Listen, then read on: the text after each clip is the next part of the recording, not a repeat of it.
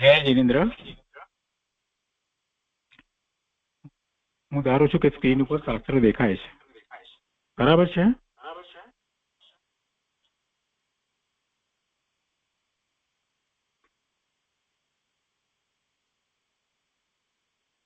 તો સહાનુભૂતિ દર્શન.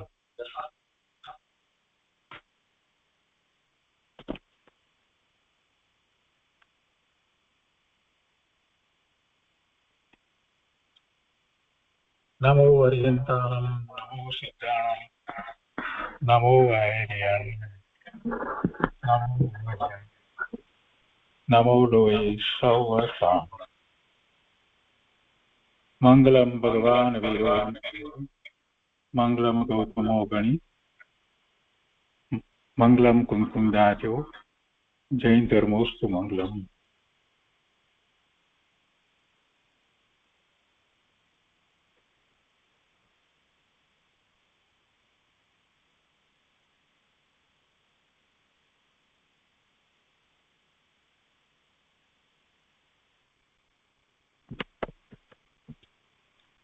સહાનુભૂતિ દર્શન.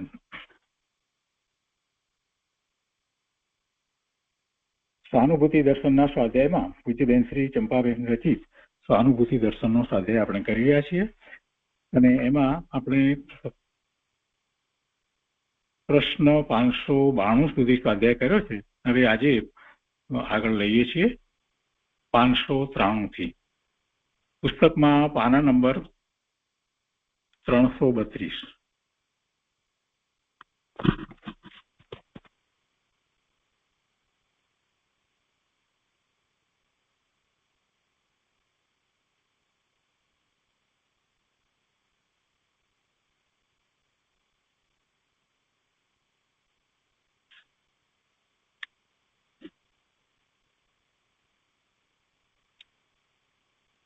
સહાનુભૂતિ દર્શન પુસ્તકમાં પાના નંબર 332, પ્રશ્ન 592 પછી એના સમાધાન પછીથી પ્રશ્ન છે, દ્રવ્ય અને પર્યાય એ બે વચ્ચેની રમત જ સમજાતી નથી. આમ કરવા જઈએ તો નિશ્ચય આભાસી થવાય છે, અને આમ કરવા જઈએ તો વ્યવહાર આભાસી થઈ જવાય છે. પ્રશ્નકારે એવો પ્રશ્ન કર્યો છે કે કેવી રીતે કરવું. કંઈક નિશ્ચયની મુખ્યતાથી વિચાર કરીએ છીએ એમ લાગે છે કે નિશ્ચય આભાસી થઈ જવાય છે, અને કંઈક પર્યાયની મુખ્યતાથી વિચાર કરીએ છીએ તો એમ લાગે છે કે વ્યવહાર આભાસી થઈ જવાય છે. તો દ્રવ્ય અને પર્યાય એ બે વચ્ચેની રમત જ સમજાતી નથી. દ્રવ્યની દ્રષ્ટિ કરવાથી એને એમ લાગે છે કે નિશ્ચય આભાસી થઈ જવાય છે, પર્યાયની દ્રષ્ટિ કરવા જઈએ તો વ્યવહાર આભાસી થઈ જવાય છે. તો શું કરવું, આ પ્રશ્ન છે, અને એ માટે બીજું બેનશ્રીએ સમાધાન આપ્યું છે કે તે બધું વિકલ્પાત્મક છે, એટલે એમ થાય છે, પણ સહજ હોય તેને એમ થતું નથી. વિકલ્પથી નિર્ણય કરવા જાય તો એક વિકલ્પ છૂટે અને બીજો ઉત્પન્ન થાય. એ બધું વિકલ્પાત્મક છે એટલે એમ થાય છે, પણ સહજ હોય તેને એમ થતું નથી. વિકલ્પથી નિર્ણય કરવા જાય તો એક વિકલ્પ છૂટે અને બીજો ઉત્પન્ન થાય.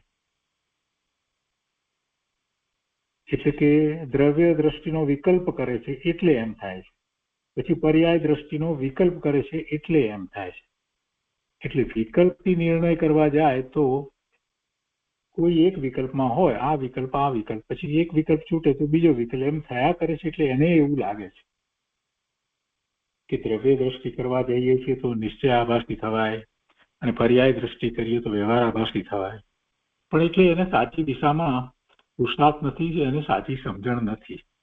એટલે કે તે બધું વિકલ્પાત્મક છે એટલે એમ થાય છે, પણ સહજ હોય તેને એમ થતું નથી. વિકલ્પથી નિર્ણય કરવા જાય તો એક વિકલ્પ છૂટે અને બીજો ઉત્પન્ન થાય. જો સહજ હોય તો એમ થતું નથી.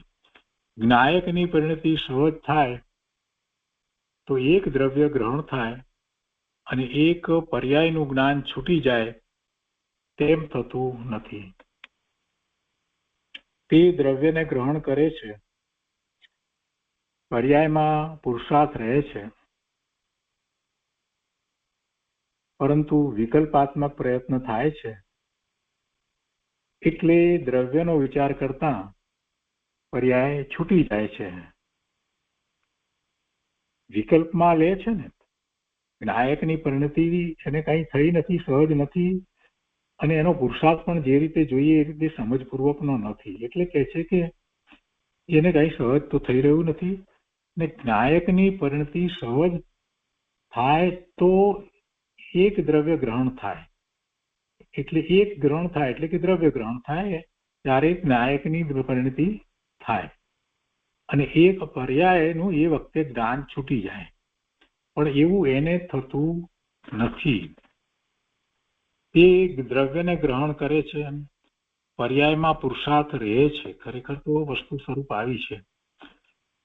દ્રવ્યની દ્રષ્ટિ કરીને દ્રવ્યને ગ્રહણ કરે છે, અને એ જ એ પુરુષાર્થ છે, ને એ જે દ્રવ્યને ગ્રહણ કરે છે તો જે પર્યાય થઈ રહી છે એ અનુભૂતિની પર્યાય છે.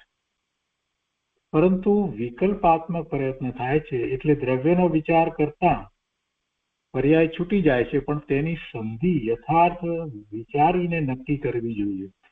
એટલે કે દ્રવ્યની દ્રષ્ટિ કરે છે ત્યારે પોતાને ખ્યાલ છે કે વર્તમાન પર્યાય છે પોતાની, અને વર્તમાન પર્યાયની અંદર વિકલ્પો વગેરે બધું છે, અને વિકલ્પોથી રહિત થઈ અને ઉપયોગને સ્વ તરફ વાળે છે. તો દ્રવ્ય દ્રષ્ટિ કરે છે, પછી બીજો વિકલ્પ કરવાની ક્યાં જરૂર છે? અને એમાં દ્રવ્ય દ્રષ્ટિ કરે છે, દ્રવ્ય તરફ ઉપયોગ ગયો છે, એટલે પછી કાર્ય એનું શરૂ થાય છે. એટલે પેલી પર્યાય જે છે એનો વિચાર જ કરવાનો નથી, એટલે પર્યાય તો છે જ, એમ એની સંધિ એને સમજમાં નથી આવતી. એટલે કહે છે કે પરંતુ વિકલ્પાત્મક પ્રયત્ન થાય છે એટલે દ્રવ્યનો વિચાર કરતા પર્યાય છૂટી જાય છે, પણ તેની સંધિ યથાર્થ વિચારીને નક્કી કરવી જોઈએ. દ્રવ્ય દ્રષ્ટિ અને પર્યાયમાં પુરુષાર્થ એ બંનેની સંધિ કરવા જેવી છે. પુરુષાર્થ એ જ છે, દ્રવ્ય દ્રષ્ટિ કરવી એ જ પુરુષાર્થ છે, અને પોતાની વર્તમાન પર્યાય જે છે તો જેવી પર્યાય છે એનો નિર્ણય છે, અને હવે જે એ કરી રહ્યો છે તો હવે દ્રવ્યની દ્રષ્ટિ કરતા નવી પર્યાય જે થશે તે નિર્મળ પર્યાય થશે. એટલે આ વાત એ દ્રવ્ય અને પર્યાયની સંધિ એ એની સમજમાં જ આવી નથી, એટલે એને પ્રશ્ન થાય છે. એ માત્ર વિકલ્પ કરે છે. એકને ગ્રહણ કરવા જાય અને બીજું છૂટી જાય તો એકલું નિશ્ચય આભાસી થઈ જાય. એટલે કે પર્યાય નું એ વખતે લક્ષ ન હોય, પણ પર્યાય તો છે એનો સ્વીકાર હોય એવું હોવું જોઈએ. એના સ્થાને એ બિલકુલ પર્યાયને છોડી દે, પર્યાય જેવું કઈ છે નહીં, તો પછી નિશ્ચય આભાસી થવાય. દ્રવ્ય દ્રષ્ટિ થાય નહીં તો મોક્ષ માર્ગ જ પ્રગટ થતો નથી, એટલે એને પૂરી સમજ નથી. એટલે આ પ્રશ્ન થયો છે. એ 593માં સમાધાન આપ્યું કે ભાઈ તમે વિકલ્પમાં ને વિકલ્પમાં જ રહ્યા છો, અને વિકલ્પ કર્યા કરો છો, બીજું કાંઈ કરતા નથી. સાચો પુરુષાર્થ થઈ રહ્યો નથી. એ પછી પ્રશ્ન છે કે પહેલા દ્રવ્ય દ્રષ્ટિ હોય કે પહેલા વ્યવહાર હોય? પહેલા દ્રવ્ય દ્રષ્ટિ હોય કે પહેલા વ્યવહાર હોય? જે વ્યવહારને સમજ્યો છે એને તો ખ્યાલ છે કોને વ્યવહાર કહેવાય. સ્વરૂપના લક્ષ્ય જે નિર્મળ પરિણામ થાય છે એ વખતે બાકી રહેલો જે સ્વભાવ વગેરે છે એને ખરેખર તો વ્યવહાર કહેવામાં આવે છે. ગુરુદેવે તો એને જ વ્યવહાર કહ્યો છે, બીજો કોઈ વ્યવહાર નથી. સાચો વ્યવહાર એ જ છે. સમ્યક દ્રષ્ટિને જ્યારે સ્વરૂપનું લક્ષ્ય છે એ ચોથા સ્થાનની ભૂમિકામાં હોય, પાંચમે હોય કે સાતમે હોય, તો એ જ્યારે દ્રવ્ય દ્રષ્ટિ છે ત્યારે શુદ્ધ નિર્મળ પરિણામ થાય છે, અને એ વખતે સાથે રહેલો જેટલો સ્વભાવ છે એ વ્યવહાર છે.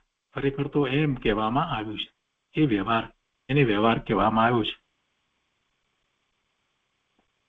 અહીં આ સમાધાનમાં કહે છે કે જ્યાં દ્રવ્ય દ્રષ્ટિ મુખ્ય અને યથાર્થ હોય ત્યાં યથાર્થ વ્યવહાર આવી જાય છે. જ્યાં દ્રવ્ય દ્રષ્ટિ મુખ્ય હોય અને યથાર્થ હોય તો પછી ત્યાં યથાર્થ વ્યવહાર આવી જાય છે. વ્યવહારની ચિંતા કરવાની જરૂર પડતી જ નથી. સાથે રહેલો સ્વભાવ વગેરે જે કંઈ છે તે બધો વ્યવહાર છે. એટલે દ્રવ્ય દ્રષ્ટિ સાથે યથાર્થ વ્યવહાર રહેલો છે. જો તે છૂટી જાય તો દ્રષ્ટિ જ સમ્યક નથી. સમ્યક દ્રષ્ટિ યથાર્થ દ્રષ્ટિ હોય તેની સાથે યથાર્થ જ્ઞાન અને યથાર્થ સ્વરૂપ રમણતા હોય છે. જ્ઞાયક ઉપર દ્રષ્ટિ ગઈ એટલે પૂર્ણ મુક્ત અને પૂર્ણ વેદન થઈ જતું નથી, પણ હજી અધુરાશ છે. અને અધુરાશ છે એટલે એ વખતે એવો સ્વભાવ છે, જે વિકલ્પ કંઈક ઉઠે છે તો એમાં સ્વભાવ છે, અને એ છે ત્યાં સુધી વ્યવહાર હોય છે, ત્યાં સુધી વ્યવહાર હોય છે. આગળ કહે છે કે મુમુક્ષુની દશામાં પ્રથમ તે નક્કી કરે કે હું સ્વભાવે નિર્મળ છું, હું સ્વભાવે નિર્મળ છું, શુદ્ધ છું, પરિપૂર્ણ છું, સિદ્ધ સમાન છું, અને મારા સ્વરૂપનો અનુભવ કરવા માટે હું સક્ષમ છું. આ બધા નિર્ણય સહિત એવા સ્વભાવ સહિત મારે હવે ઉપયોગને સ્વ તરફ વાળવો છે. આ બધું જે ચાલે છે તો એ બધો તો એક રીતે કહીએ તો સ્વભાવ છે એવો વ્યવહાર હોય છે.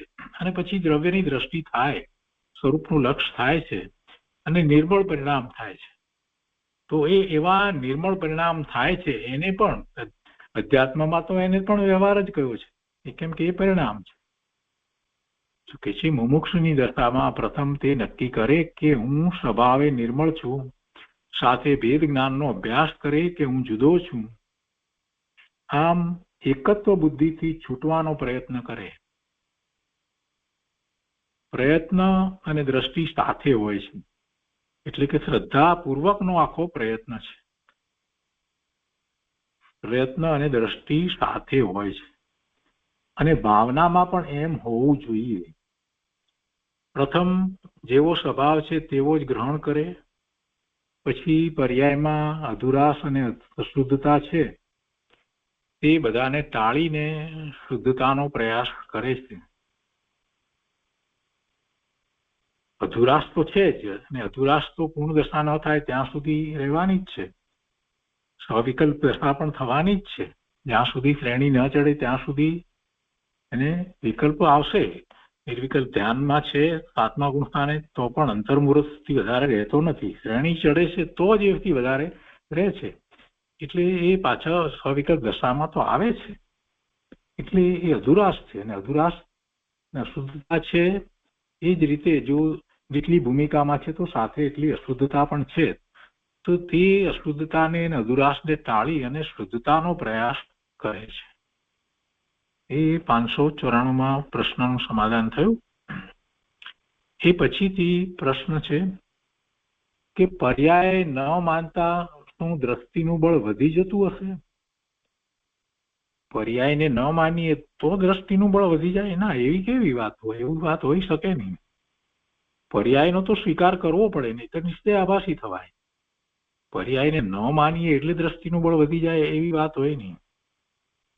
સમાધાનમાં એ જ વાત કરી છે કે પર્યાય નથી એમ કરવાથી કઈ દ્રષ્ટિનું બળ વધી જાય છે એવું નથી, પણ પર્યાય જેમ છે તેમ એને યથાર્થ જાણે છે, જેમ છે તેમ યથાર્થ જાણે. એટલે શું થાય કે પર્યાય જે છે એ એક સમયનું સત છે, એક સમયનું હોવાપણું છે, અને આવી અત્યારે વર્તમાનમાં આ પર્યાય છે.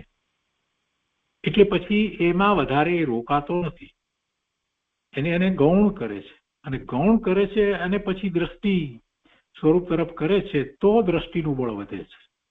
પર્યાયને છે અને એને પછી જાણી અને એને ગૌણ કરી અને પછી સ્વરૂપ તરફ વળે છે.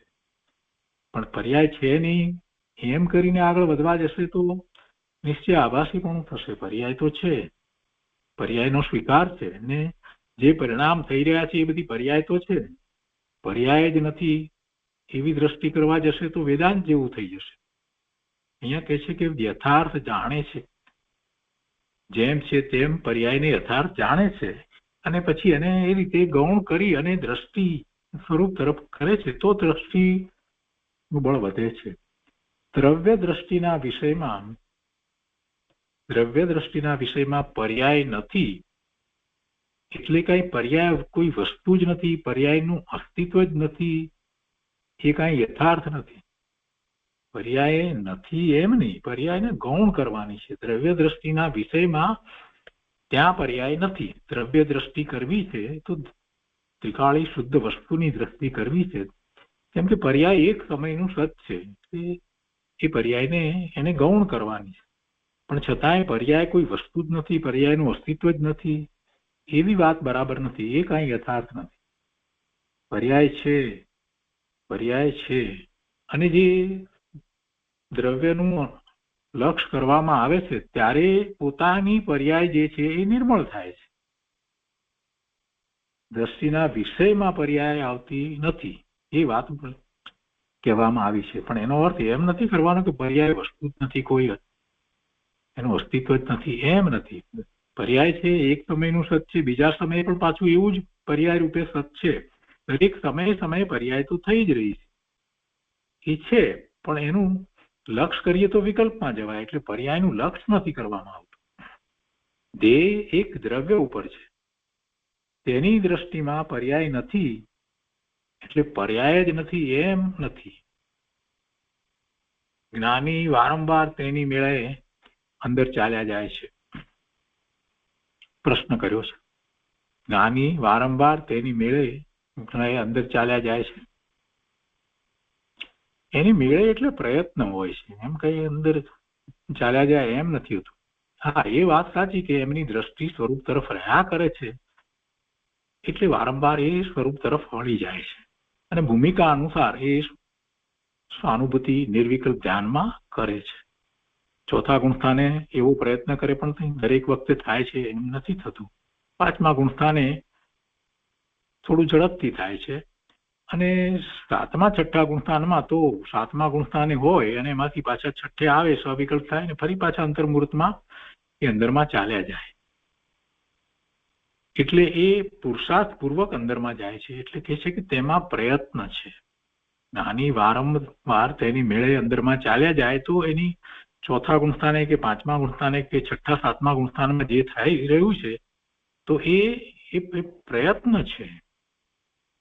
પણ તે પ્રયત્ન સહજ થઈ જાય છે. એ પ્રયત્ન સહજ થઈ જાય છે. જેમ આપણે કોઈ રસ્તે વારંવાર જતા જોઈએ તો પછી આપણે મનમાં બીજો વિચાર કરતા હોઈએ તો પણ ત્યાં પહોંચી જવાય છે. વારંવાર જઈએ, 1000 વખત જે જગ્યાએ રોજે રોજ જતા હોઈએ કેટલા વર્ષોથી એ જ જગ્યાએ, તો પછી નીકળ્યા એટલે ત્યાં પહોંચી જઈએ છીએ. મનમાં કંઈક બીજા વિચાર ચાલતા હોય રસ્તામાં તો પણ ત્યાં જ પહોંચી જાય છે ને ત્યાં અટકી જઈએ છીએ. એ સહજ થઈ જાય છે. માર્ગ જેને મળ્યો છે એને માટે એ સહજ. મુનિનો વિચાર કરીએ તો મુનિ માટે એ બહુ સહજ દશા છે. અંતર્મુહૂર્તમાં પાછા સ્વરૂપને સ્પર્શે, પાછા બહાર આવે, પાછા સ્વરૂપને સ્પર્શે, આમ ચાલ્યા કરે. એટલે સહજ એવો પુરુષાર્થ થાય છે. પ્રયત્ન સહજ થઈ જાય છે.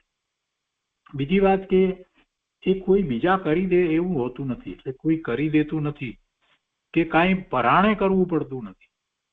પરાણે કરવું પડતું નથી. આ ચોથા ગુણસ્થાનની ભૂમિકામાં એ એવા પ્રયત્ન માટે એને રુચિ છે અને એમ કરી અને નિર્ણયપૂર્વક એ પ્રયત્ન કરે છે નિર્વિકલ્પતાનો ફરીથી પાછો, અને થઈ જાય છે. કેમ કે એને એકવાર અનુભૂતિ થઈ છે એટલે થાય છે. કોઈક વાર વિકલ્પો આવી જાય છે તો અનુભૂતિ નથી થતી, ફરી પાછો પ્રયત્ન કરે છે.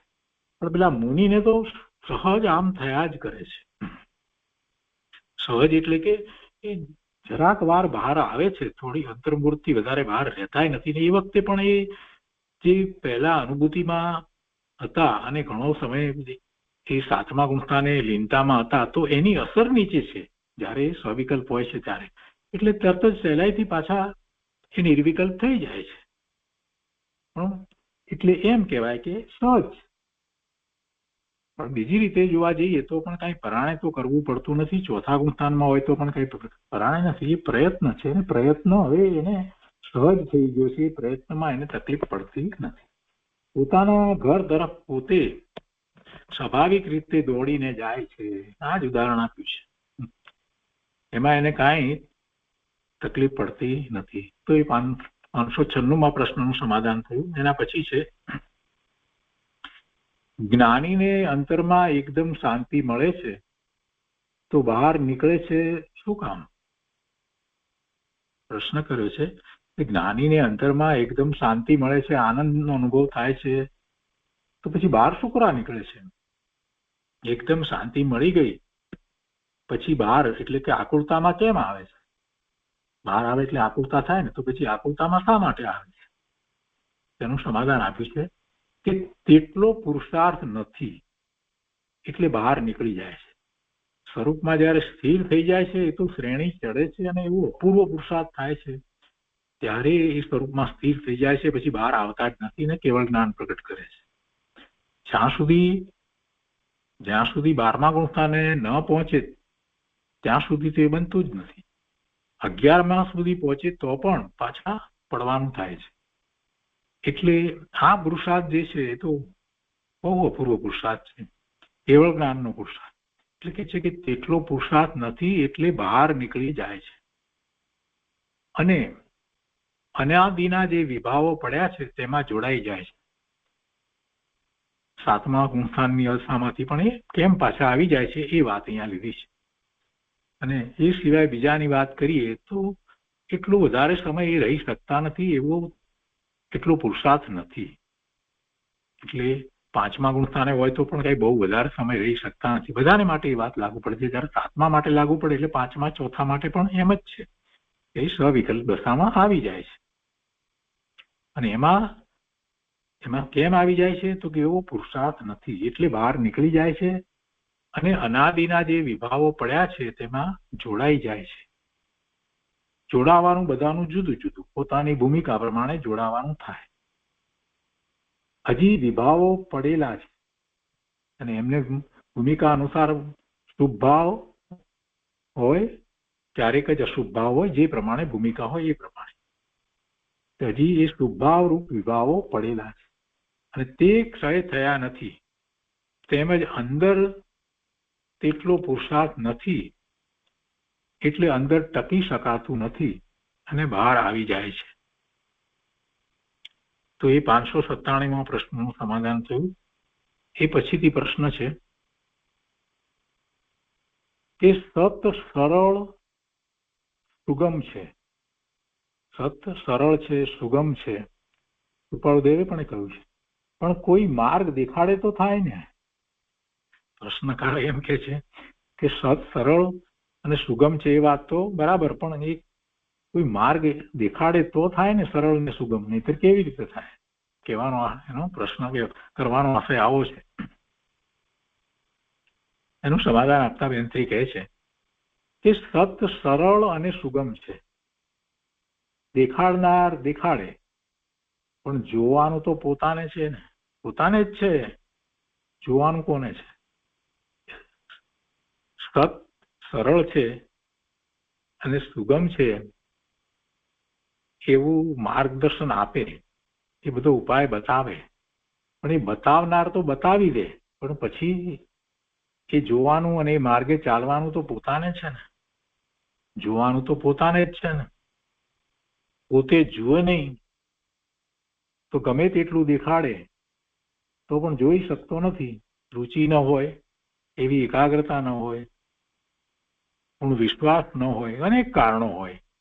અને કાં તો બીજી જગ્યાએ રુચિ હોય, થોડી રુચિ હોય, થોડી રુચિ અહીંયા હોય, થોડી બહારમાં રુચિ હોય, આવું કેટલાય કારણો હોય. એટલે માર્ગ દેખાડનાર તો પૂરેપૂરો માર્ગ બતાવે છે, પણ નથી એને પ્રાપ્ત થતું, માર્ગ નથી મળતો, એને માર્ગ સરળ નથી લાગતો, સુગમ નથી થતો, તો એમાં એની પોતાની ક્યાંક ખામી છે. જો ભગવાનના સમોસ્કરણમાં દિવ્ય ધ્વનિ, ઓમકાર ધ્વનિ દ્વારા જીવો જ્ઞાન પ્રકાશ પામે છે એમ આપણે કહીએ છીએ, પણ શું સમોસ્કરણમાં બેસનારા બધા જીવો કઈ સમ્યક તો પ્રગટ કરી લે છે?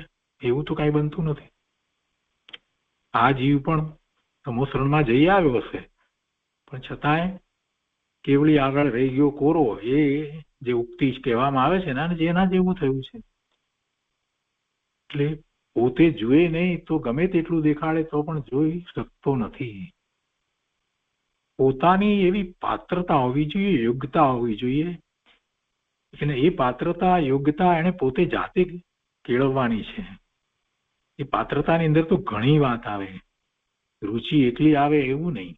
રુચિ પણ આવે અને અંદરમાંથી એટલી જગત પણ હોય અને બહાર જે છે એનું મહાત્મ્ય ઘટી પણ ગયું હોય અને આ સ્વરૂપનું મહાત્મ્ય ખૂબ આવ્યું હોય, દ્રવ્ય સ્વરૂપના અભ્યાસ વગેરે કર્યા હોય, આ બધું હોય તો એની પાત્રતા કહેવાય. અને એવી પાત્રતા છે તો એની તૈયારી જોવાની તૈયારી છે કે પેલા જે બતાવે છે માર્ગને એ માર્ગ જોવાની એની તૈયારી થાય.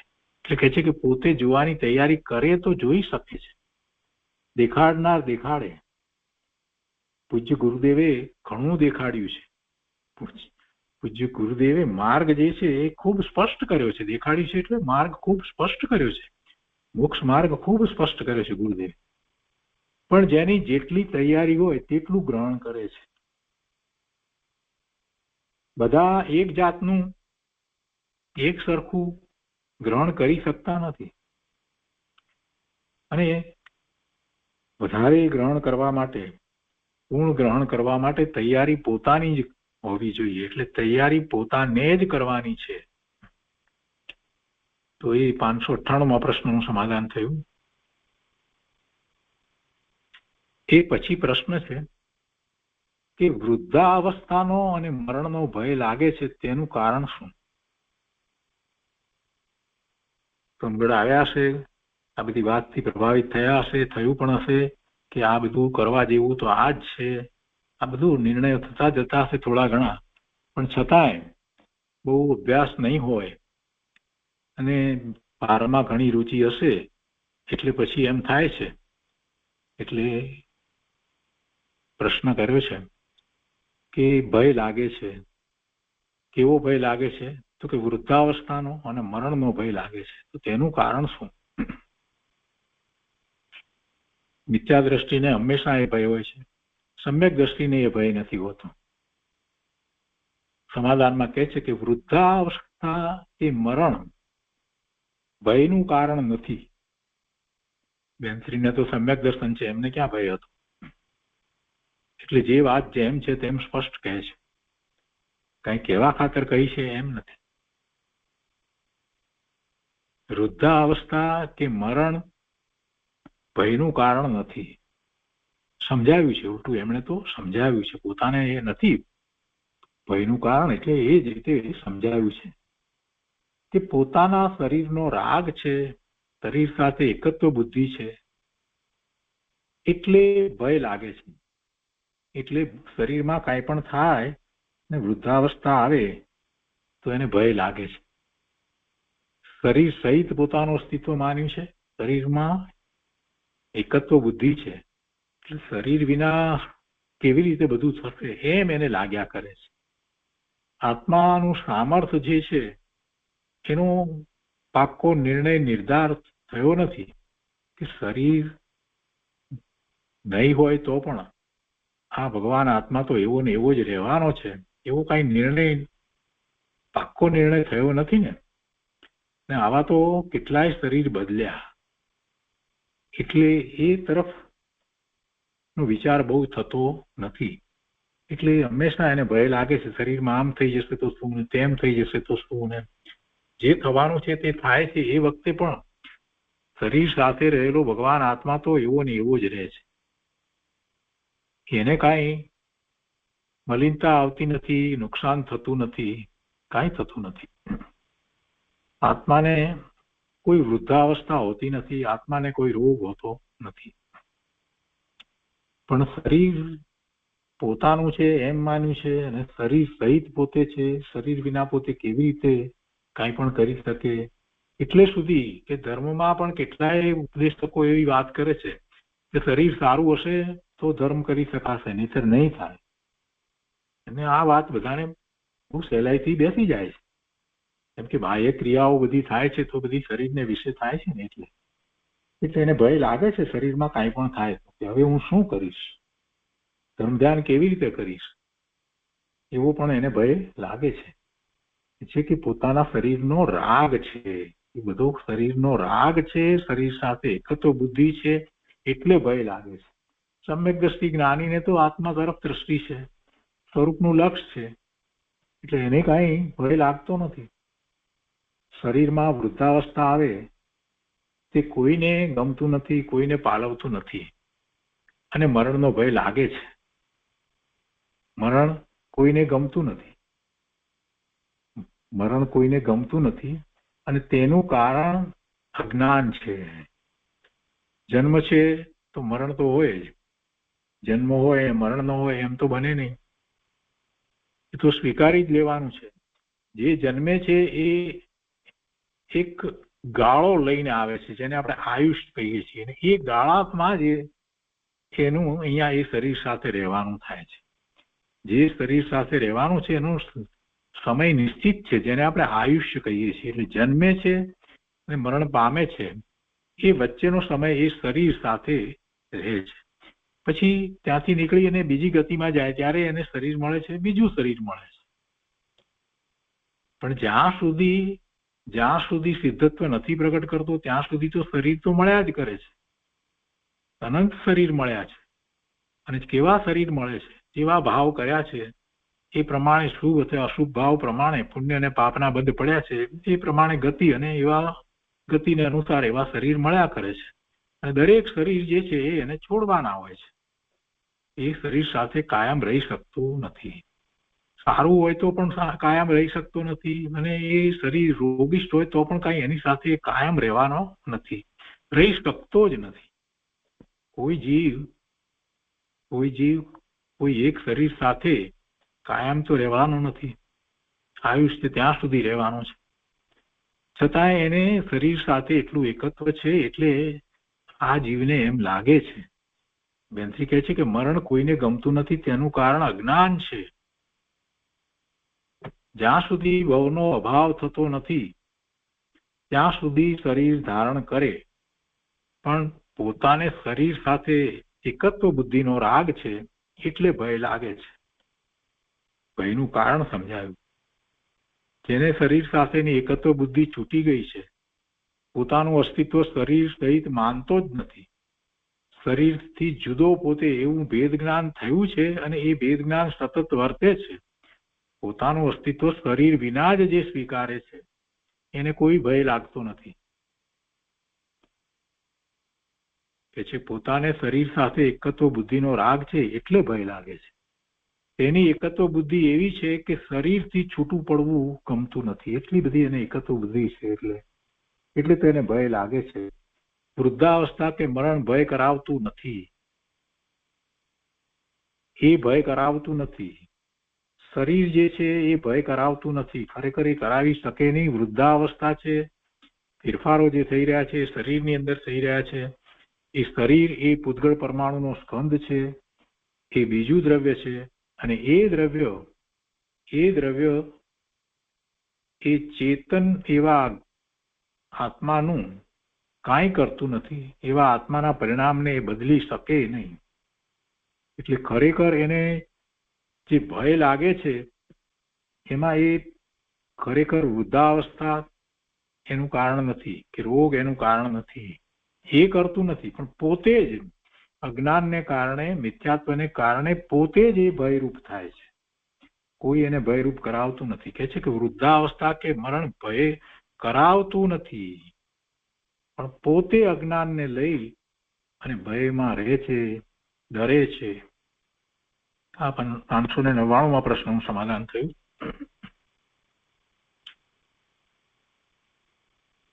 એ પછી પ્રશ્ન છે, हिंदी भाषी कोई प्रश्न કર્યો છે કે शरीर का स्वतंत्र परिणमन अंदर बैठता नहीं है, समझ में भी नहीं आता है. બહુ ઓછો શાસ્ત્રનો અભ્યાસ, બહુ ઓછા એવા જ્ઞાની પુરુષોના પ્રવચન સાંભળ્યા હોય ને, અથવા તો જેના સાંભળ્યા હોય એને માત્ર બહારની શુભની વાતો કરી હોય ને અત્યાર સુધી એ જ કર્યું હોય ને બહારનું પૂજા ભક્તિ કર્યા હોય ને એમાં એ માનતો કે ધર્મ થઈ જાય, એટલે એને આવી વાત જે સુંગડમાં આવે અને જે વાત આવે કે શરીરથી હું જુદો, એ વાત એને કેવી રીતે બેસે. ને વળી વધારામાં કોઈ કે પાછું ઉપદેશકો એમ કહ્યું હોય કે શરીર સારું હશે તો પછી તમે આ બાહ્યમાં તપ વગેરે કરી શકશો, પૂજા ભક્તિ કરી શકશો, નહીંતર કેવી રીતે કરી શકશો. એટલે જાણે કે શરીરથી જ બધું કરવાનું છે, શરીર નિરોગી હોવું જોઈએ, સારું હોવું જોઈએ, શરીર સિવાય તો પોતે કંઈ કરી શકે જ નહીં, એવું અંદરમાં ખૂબ એને થઈ ગયું હોય. એટલે શરીરથી જુદો પોતાને કલ્પી શકતો નથી. આત્મા શરીરથી જુદો એ વાત એને બેસતી નથી. કે છે કે શરીર કા સ્વતંત્ર પરિણમન, અંદર બેસતા નહીં. એટલે કે શરીરનું પરિણમન જુદું ચાલે, એ જળ છે, પૂતગળ પરમાણુનો સ્કંદ છે, એનું પરિણમન એના કારણે થાય અને આત્માનું પરિણમન આત્માના કારણે થાય. એ વાત પછી ક્યાંથી એને બેસે? એને એમ છે કે આત્મા છે એ શરીરને પરિણમાવે, શરીરનું સ્વતંત્ર પરિણમન નહીં. હું મારા શરીરને જેમ ધારું તેમ પરિણમાવી શકું, આવું એના મનમાં હોય છે. એને એમ નથી થતું કે એ માત્ર એવા વિકલ્પ કરે છે, શુભ કે અશુભ ભાવ કરે છે, પણ એથી કરી અને જે બીજું દ્રવ્ય જે છે શરીર એટલે ભૂતગળ પરમાણુનો સ્કંદ, એ જુદું દ્રવ્ય, તો એ બીજા દ્રવ્યના પરિણામ બદલાઈ જાય એમ બનતું નથી. પણ આ વાત બેસવી બહુ અઘરી છે. આજે ઉપવાસ કરવો હતો તો કર્યો ને, જુઓ શરીરમાં ખોરાક ના આવ્યો ને. કેમ? કેમ કે એ મેં એવા ભાવ કર્યા એટલે મારા આત્માના પરિણામ છે એટલે એમ થયું છે. આવી જ વાત મોટા ભાગના જૈનો પણ કરે છે. એટલે એ સ્વીકારતા જ નથી. આત્મા જેમ ધારે તેમ કરી શકે, શરીરનું કાર્ય આત્મા ન કરી શકે એવું એમને સ્વીકારવું અઘરું પડે છે. એટલે આ ભાઈનો પણ એ રીતે પ્રશ્ન છે. તો સમાધાન એનું સમજવા જેવું છે. शरीर का स्वतंत्र परिणमन अंदर बैठता नहीं, એને और समझ में भी नहीं आता. એને તો બિચારા ચોખ્ખું કહ્યું કે ભાઈ સમજાતું નથી. સરળ છે, સમજવા માંગે છે. તો સમાધાનમાં કહે છે કે સમજને કા અભ્યાસ કરના. બેનશ્રીએ તો એટલી વાત કરી છે કે ભાઈ એ સમજવાનો અભ્યાસ કરવો પડશે. અભ્યાસ કરવો એટલે એ વાતને ચિંતન દ્વારા, યુક્તિ દ્વારા, આગમ દ્વારા અને મહાપુરુષો નો એવો સંયોગ મળ્યો હોય તો એમની પાસેથી પ્રશ્ન કરી સમાધાન દ્વારા પણ છેવટે એ સમજવું તો પડશે. સમજને કા અભ્યાસ કરના. હવે બેનશ્રી પોતે સમજાવે છે કે શરીર જડ પૂતગળ હૈ, શરીર જડ પૂતગળ હૈ, મેં જાનને વાલા હું. બેમાં મોટી વાત આ છે, પેલું જડ છે ને હું ચેતન છું, હું જ્ઞાન કરું છું. શરીર જ્ઞાન કરતું નથી, ઇન્દ્રિયો જ્ઞાન કરતી નથી. જ્ઞાન મારો સ્વભાવ છે, શરીરનો સ્વભાવ નથી. શરીરમાં ચેતના નથી, ચેતના આત્મામાં છે. આનો વારંવાર વિચાર કરવો જોઈએ. યુક્તિપૂર્વક પણ એ વાતને બેસાડવી જોઈએ, તર્ક દ્વારા પણ એને પકડવું જોઈએ. શરીર કા સ્વભાવ સ્વતંત્ર હૈ. કેમ કે એ જળ પૂતગળ મૂર્તિકપણું જે છે એ પૂતગળને જ છે ને, એમાં જ સ્પર્શ રસ ગંધ વર્ણ આ બધા ગુણો છે અને મૂર્તિકપણું છે. અને એ પરમાણુનો સ્કંદ છે. એટલે એ એના જે મૂળ ગુણો છે એ પ્રમાણે એનો ભાવ છે, એ સ્વભાવ છે. અને એનું પરિણમન એના ગુણો પ્રમાણે થાય. કેમ કે કોઈ પણ દ્રવ્ય હોય એનું પરિણમન તો થાય જ, ન પરિણમન થાય એમ તો બને નહીં. કેમ કે દ્રવ્ય છે એટલે ગુણનો સમૂહ છે, ને ગુણોનો સમૂહ છે તો ગુણોનું ભવન થાય છે. તો શરીર કા સ્વભાવ સ્વતંત્ર હોય એટલે શરીરનું પરિણમન જે છે સ્વતંત્ર થાય, એટલા માટે સ્વતંત્ર થાય. વિકલ્પ અપના સ્વભાવ નહીં હોય. બીજી વાત લીધી સાથે, પોતાને પણ વિકલ્પ આવે છે, એ પણ કાંઈ પોતાનો સ્વભાવ નથી. मैं चैतन्य ज्ञायक स्वभाव हूं और इसमें शांति आनंद भरा है. આત્માનો વિચાર કરે, આત્માના સ્વભાવનો વિચાર કરે, કેવો છે આત્મા, અને પેલી તરફ શરીર કેવું છે એમ વિચાર કરે. અને પછી જે અંદરમાં એને વિકલ્પ ઉઠે છે એ વિકલ્પ પણ ખરેખર આત્માનો સ્વભાવ નથી. પોતાનો સ્વભાવ તો જ્ઞાન આનંદ શાંતિનો જ છે. इसका बराबर વારંવાર, અહીંયા કહ્યું છે इसका વારંવાર એટલે વારંવાર વિચાર કરવો હોય. इसका વારંવાર વિચાર કરના. बैठता नहीं है तो बैठाने का अभ्यास करना. આ વાત ન બેસતી હોય તો બેસાડવાનો પ્રયત્ન કરવો જોઈએ. वारंवार विचार करना. स्वभाव दृष्टि से विचारने का विचार करना. કેવી રીતે વિચાર કરવો? સ્વભાવ, પેલા આત્માનો વિચાર કરવો, આત્માનો સ્વભાવ કેવો છે, અને શરીરનો સ્વભાવ કેવો છે, એનો ભાવ કેવો છે, એ બેનું ભેદ જ્ઞાન કરવું. સ્વવિકલ્પ દશામાં ખૂબ તર્ક દ્વારા એ વાતનો નિર્ણય કરવો, શરીર અને આત્માનો. તો એ બે જુદા લાગશે, અને જુદા લાગશે તો એકબીજાના કાર્યો કેવી રીતે કરે, પછી એ આખું તર્ક વિચારવાનું કે એક દ્રવ્ય બીજા દ્રવ્યનું કાર્ય કરી શકતું નથી. જો કરવા માંડે, એક દ્રવ્ય બીજા દ્રવ્યનું કાર્ય કરવા માંડશે તો જગતનો નાશ થઈ જાય. કેમ કે એક દ્રવ્યનું કાર્ય કરવા વાળા તો બધા વત તૈયાર થઈ જાય, અનેક દ્રવ્યો તૈયાર થઈ જાય તો પેલા દ્રવ્યનું થાય શું? પછી કોઈ દ્રવ્ય જ પોતે મૂળ સ્થિતિમાં પોતાના ગુણ સહિત રહી શકે જ નહીં, એટલે જગતનો નાશ થાય. એટલે એવું વસ્તુ સ્વરૂપ જ નથી. છ દ્રવ્યો જે છે પોતે પોતાનું પરિણમન કરી રહ્યા છે, એમાં કોઈ કોઈના પરિણમન કરાવતું જ નથી. અહીંયા કહે છે કે જૈસે સ્ફટિક નિર્मल है वैसे मैं निर्मल हूं, पानी का स्वभाव निर्मल है वैसे मैं निर्मल हूं. એટલે આત્મા, मैं એટલે आत्मा, અહીંયા आत्मा एवो निर्मल है. पानी में मलिनता बाहर से आती है, कादव की वजह से आती है, ऐसे यह संकल्प विकल्प विभाव है, अपना स्वभाव नहीं है, उससे भेद ज्ञान करना.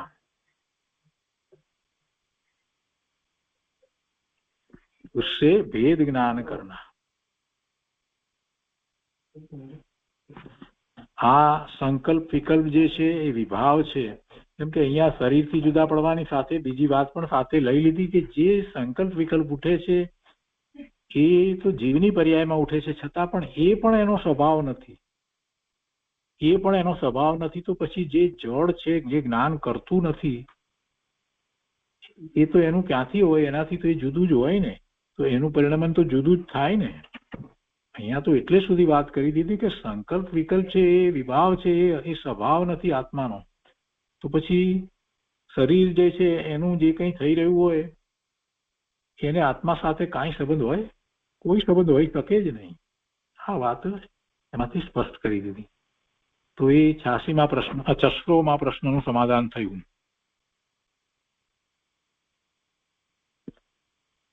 અને આજનો સ્વાધ્યાય આપણે અહીંયા સુધી રાખીએ છીએ, 86માં પ્રશ્ન સુધી.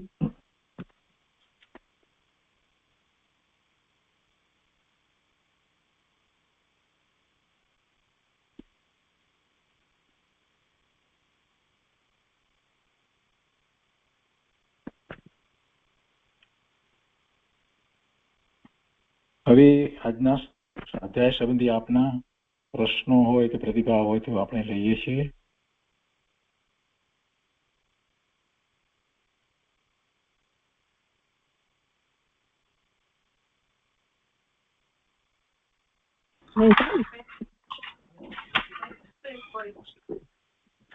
इस प्रकार भाषा के बिना हमारे जन को कुछ भी समझाना संभव नहीं है, उसी प्रकार परमात्मा का कथन किसके बिना असंभव है.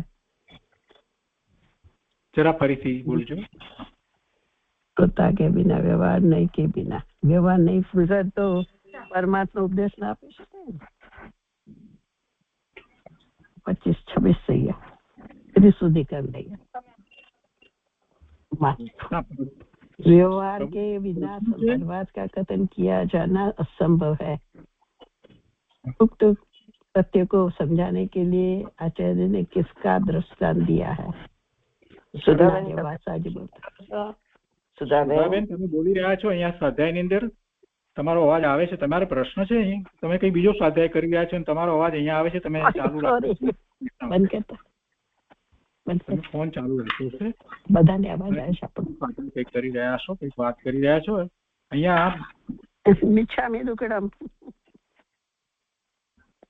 ના, કઈ વાંધો નહીં, તમે બીજો સ્વાધ્યાય કરો. ના, સોરી, મને ખબર નહોતી કે ઓન છે. હા, એટલે કઈ વાંધો નહીં.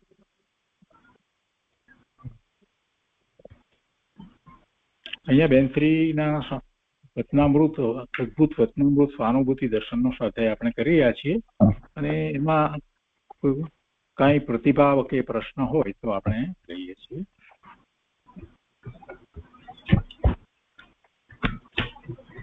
આજે કોમ્પ્યુટરનો પ્રોબ્લેમ થયો છે એટલે કેટલાક પ્રોબ્લેમ ઊભા થયા છે, પણ 1-2 દિવસ કદાચ લાગશે.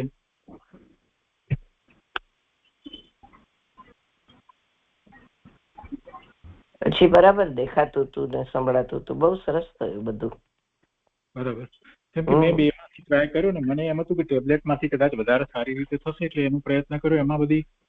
એમાં પાવર પોઈન્ટ પણ બનાવી નાખ્યું નવું અને બધું જ કર્યું. પણ એમાંથી જે પેલામાં જે જતું નહોતું એ મેં ઘણી વાર પ્રયત્ન કર્યો પણ ડિસ્પ્લે થતું નતું. છેવટે પછી બદલી અને ફોનમાંથી શરૂ કર્યું એટલે એ બધો જે પાવર પોઈન્ટ એમાં બનાવ્યું હતું એ બધું કંઈ કામ આવ્યું નહીં. અને એમાં કંઈક કદાચ શીખવાની જરૂર છે અથવા તો કંઈક જુદી રીતે હશે એ હોય છે.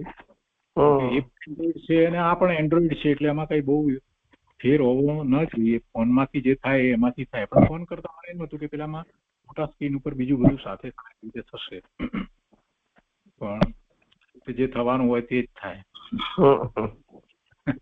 ભૂતગળના કાર્યો જે રીતે થવા યોગ્ય હોય એ રીતે થાય. એટલે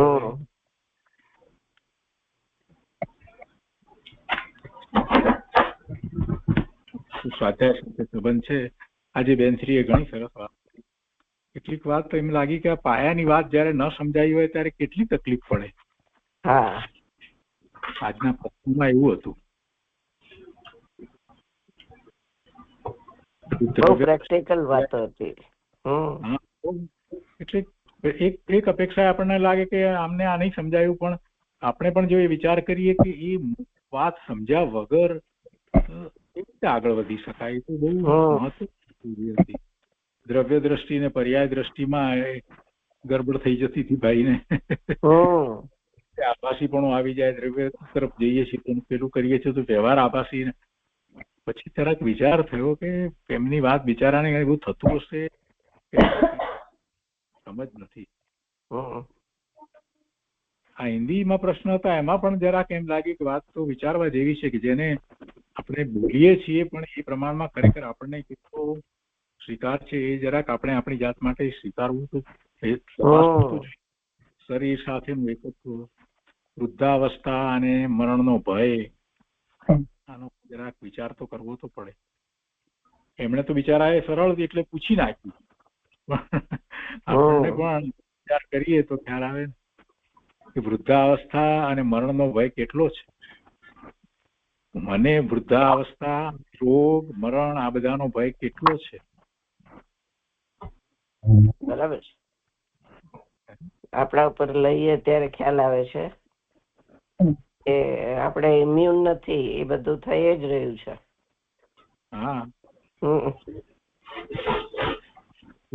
એનો પણ વિચાર કરીને તૈયારી કરવી પડે ને. બસ એ જ છે.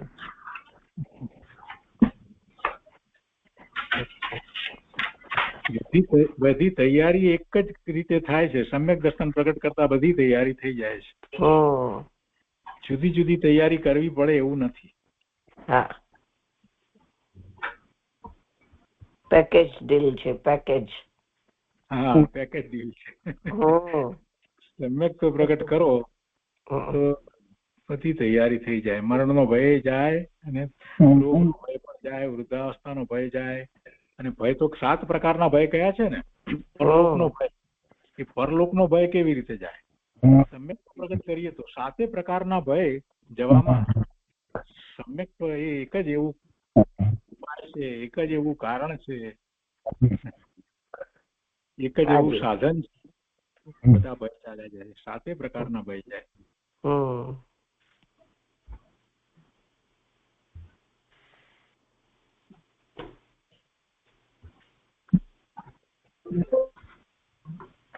આ લોક પરલોક નો ભય પણ હોય જ છે. એમ થાય કે આપણે આ બધું કરીએ છીએ પણ જો એમાં બરાબર યથાર્થ રીતે નહીં કરીએ તો પરલોકમાં ક્યાં જશું? ક્યાં આપણો ઠેકાણું પડશે?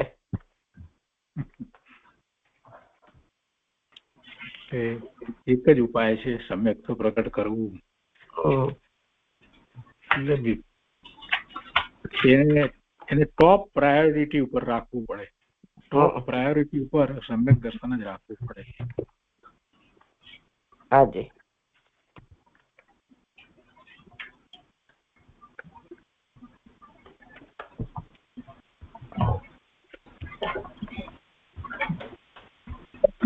જય જિનેન્દ્ર.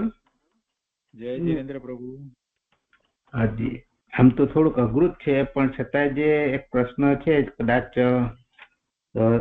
એટલે સમજાણો તો નથી. એટલે જે પ્રશ્નને 594 માં એમ આવ્યું કે જ્યાં દ્રવ્ય દ્રષ્ટિ મુખ્ય અને યથાર્થ હોય ત્યાં વ્યવહાર યથાર્થ આવી જ જાય છે. એટલે આમ થોડુંક સમજાણું તો નથી, પણ છતાં જો ટૂંકમાં કંઈક સમજાવી શકાય. 594 માં જ્યાં દ્રવ્ય દ્રષ્ટિ મુખ્ય અને યથાર્થ હોય ત્યાં વ્યવહાર યથાર્થ આવી જ જાય છે. બરાબર છે.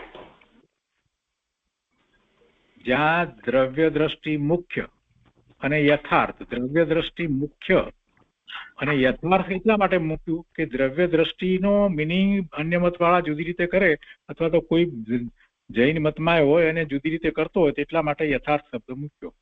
તો દ્રવ્ય દ્રષ્ટિ મુખ્ય અને એ પણ યથાર્થ, એટલે આત્મા તરફ ત્રિકાળી વસ્તુ, પોતાની ધ્રુવ વસ્તુ છે એના તરફની દ્રષ્ટિ હોય તો પછી વ્યવહાર બરાબર જ હોય છે બધો. પછી એમાં વ્યવહાર સામે જોવાની જરૂર નથી, વ્યવહાર આવી જાય છે. વ્યવહારની શું કરવા ચિંતા કરવી પડે છે? જયારે આટલી બધી વાત આવે ત્યારે આપણને હજી વ્યવહારની કેમ ચિંતા થાય છે? એમ છે આપણને કે જો અમુક પ્રકારે શુભભાવ નહીં હોય તો હું રખડી પડીશ, એવો વિકલ્પ છે? કેમ વ્યવહારનું વિચાર કરવો પડે છે? વ્યવહારનો શા માટે એવો વિચાર કરો? કેમ કે ગુરુદેવે જે રીતે વાત કરી છે એમાં તમે નિશ્ચયમાં જાઓ છો તો એ નિશ્ચયમાં જવા માટેની આખી પ્રોસેસ છે, એ જ વ્યવહાર છે. તમે વિચાર કર્યો કે ભગવાનના દર્શન કરવા જવું છે, દર્શન કર્યા પછી ત્યાં પ્રતિમાની સામે બેસવું છે, પછી રૂપસ ધ્યાન કરવું છે, અને તમે એ બધું જે કરો છો તો ત્યાં સુધી તો એ બધો વ્યવહાર જ કહેવાય. જ્યાં સુધી રૂપસ ધ્યાન કરી અને તમે તમારા આત્મામાં અનુભૂતિ ન કરો ત્યાં સુધી બધો વ્યવહાર છે, એ બધો શુભભાવ જ છે. તો વ્યવહારની ચિંતા કરવાની જરૂર ક્યાં રહી?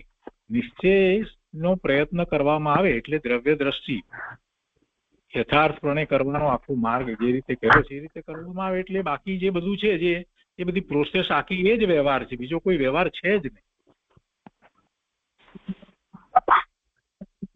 એટલે દ્રવ્ય દ્રષ્ટિ સાથે યથાર્થ વ્યવહાર રહેલો છે, એમ રહેલો છે. મેં બે જુદું પાડીને એમ કે આ વ્યવહાર ને આ એવું નથી હોતું. વ્યવહારની વ્યાખ્યા જ ખોટી લોકો કરે છે. ધર્મની અંદર વ્યવહારની વ્યાખ્યા જે કરવામાં આવે છે એ બધી ખોટી વ્યાખ્યા ચાલી ગઈ છે કે નિશ્ચયથી આમ ને વ્યવહારથી આમ. એવું નથી ભાઈ. પરમાર્થે સાધકને મુમુક્ષુને વ્યવહાર શું છે? તો જે પુરુષાર્થ સત્યનો સ્વીકાર કરી અને સમ્યક્તનો પુરુષાર્થ જે કરી રહ્યો છે એ બધો વ્યવહાર જ છે. જ્યાં સુધી અનુભૂતિ ન થાય ત્યાં સુધી એ બધો વ્યવહાર. બરોબર. અને એને વ્યવહાર નામ ક્યારે અપાય? કે જયારે સમ્યક દર્શન થાય ત્યારે કહેવાય કે આ બધો વ્યવહાર.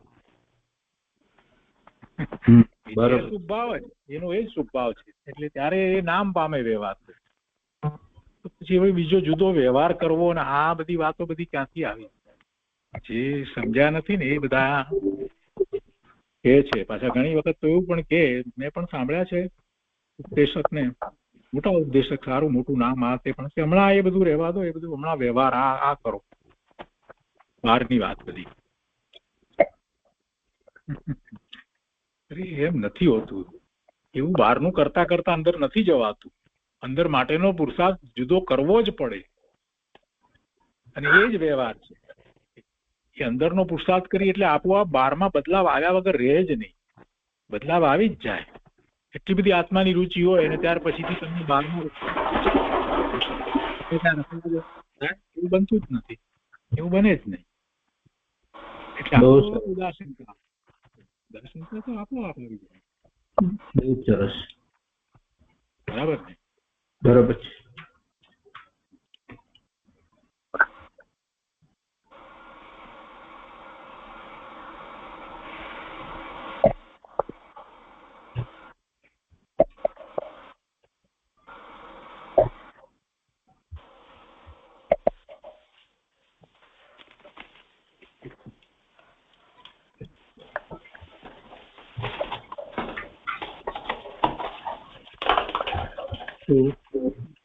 સુખધામ બોલીએ.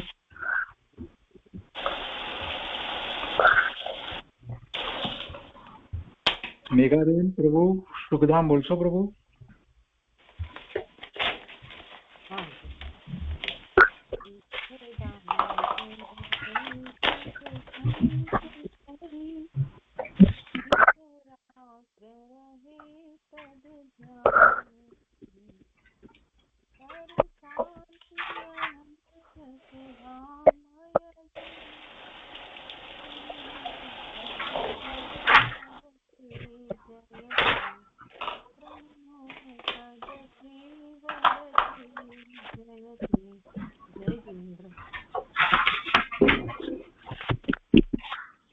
જય જિનેન્દ્ર. જય જિનેન્દ્ર. જય જિનેન્દ્ર. જય જિનેન્દ્ર. જય જિનેન્દ્ર. જય જિનેન્દ્ર. જય જિનેન્દ્ર. જય જિનેન્દ્ર. જય જિનેન્દ્ર.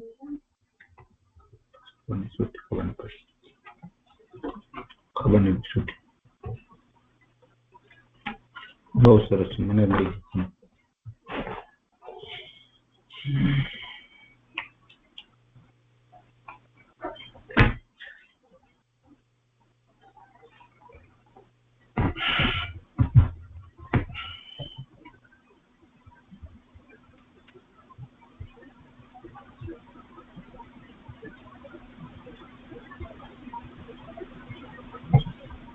સુરેશજી